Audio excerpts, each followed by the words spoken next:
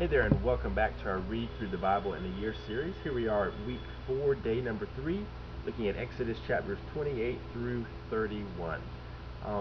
As we continue to see here where God continues to give the plan for the tabernacle to Moses while he's on the mountain. And in this today, we saw a lot of talk of holiness and different types of sacrifices and offerings. We are not skipping over this, but we're just going to wait. We're going to wait and talk about that in much more detail when we get to the book of Leviticus. So just hold any thoughts on that until then. Today I have 3 things that I want to talk about that jumped out at me while I was reading. The first one is a verse found in chapter 29, verse 46. God says this. He says, "They will know that I am the Lord their God who brought them out of Egypt so that I might dwell among them." This is a really powerful statement that God makes. The word tabernacle itself is used kind of interchangeably with dwelling, a residence, if you will. So God, he's having the tabernacle built. It is Him coming to dwell with us. As we talked about before, of course, the presence of God is everywhere, but God makes a special point of telling the people that this is going to be the place where He meets with them and where He dwells with them. And it is just a powerful reminder that God desires relationship with His people. God is not a God who created and then wiped His hands of His creation and moved on, or is a distant God who does not care about His creation. God is intimately and passionately involved in His creation, and He desires to have a relationship with us. The reason Jesus is sent, and the reason Jesus has the mission He has, is all about restoring broken relationship that we have with God because of our sin. So God is all about relationship.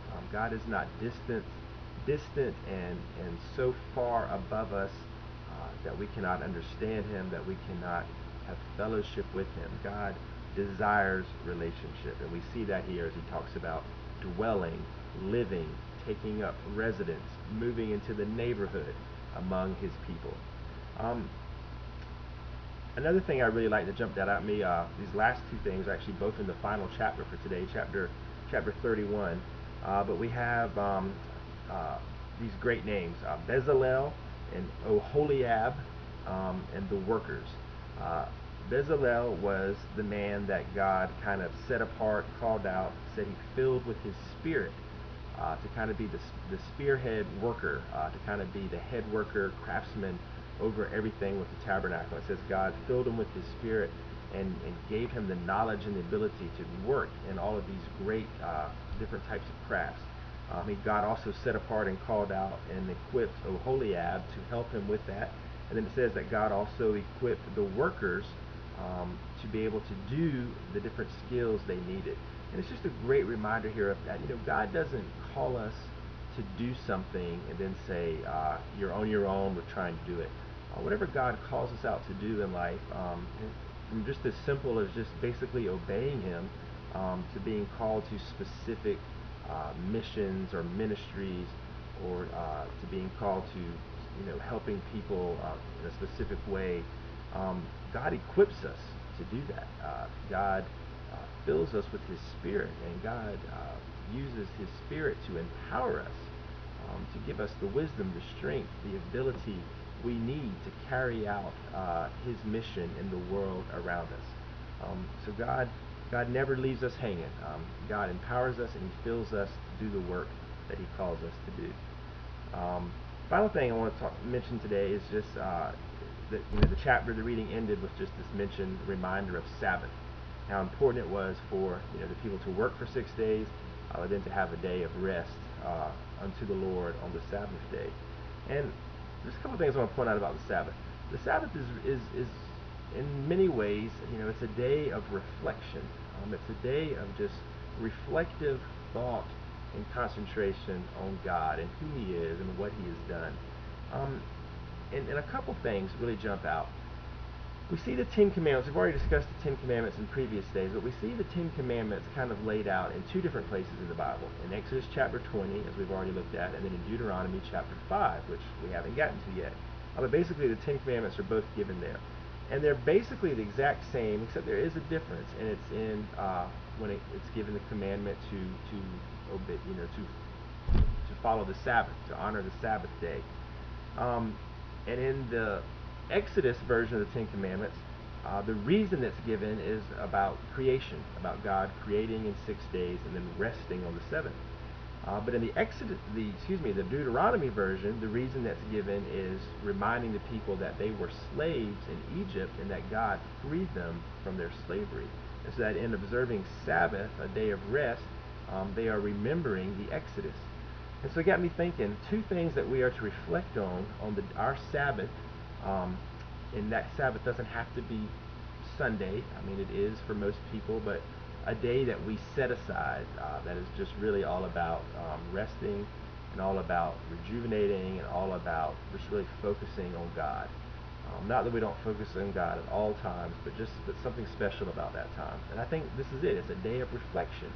The things we can reflect on are the idea of rest and the idea of freedom. The idea of rest coming from the creation aspect of Sabbath, creating on 6 days, working on 6 days, and then resting on the seventh.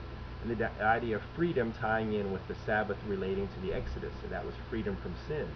So we reflect on this idea of rest and this idea of freedom. And let's just think about that. God calls us to a place of rest. Think about Jesus, what Jesus said in Matthew chapter 11. He says, "Come to me, all you who are weary and are burdened, and I will give you rest."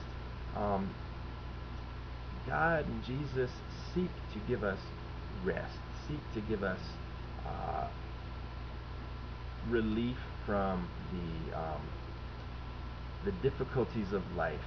They seek to give us a place of refuge and a place of safety and a safe haven, as we talked about a couple videos ago. It doesn't mean that there's not turmoil in life and there's not strife and there's not hard times, but even in the midst of that, we can find in Jesus our place of rest because of the hope that he gives us, because of the strength he gives us, because of the comfort he gives us. Also on Sabbath, we can reflect on that rest that God so freely gives us.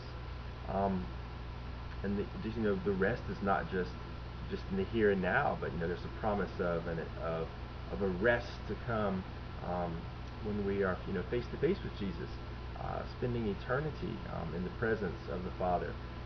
There's an idea of rest there, a rest from life that had its imperfections and that had its difficulties. We also see this idea, I said in Sabbath, of freedom.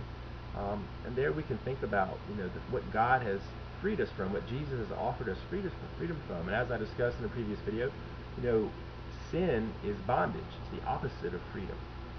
So when we find that new life in Christ, we are given a freedom from sin. We are given a freedom to live life to its fullest, to live life according to God's plan, to live life the way that God intended it to be. And when we do that, we find that that is the fullest and truest and freest form of life. So today, as we reflect on what we've read, may we thank God that he wants to have a relationship with us and that he wants to dwell with us, his creation, that he sent his son Jesus to do just that, and that we can have a deep and passionate and powerful day-by-day relationship and walk with God because of Jesus. May we be encouraged by the fact that whatever God is calling us to do, he will empower us to do just that. And may we, as we have our weekly Sabbath, may we reflect. May we daily reflect. May we find Sabbath moments every day. But may we reflect on the rest that Christ offers us when we have new life in him. Rest even in the midst of storms. And may we reflect on the freedom and what it means to truly live life as God intends it to be, and what a beautiful life that can be. Y'all have a great day. See you next time.